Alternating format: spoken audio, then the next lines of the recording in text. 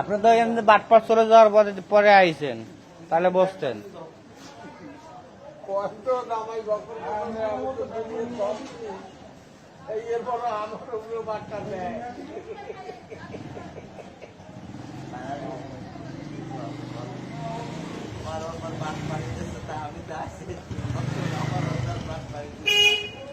দোতলা একজন ছিল, কাকা আপনি ডাকলে তো আপনার ভিড় তো সবই শেষ হয়ে যায়।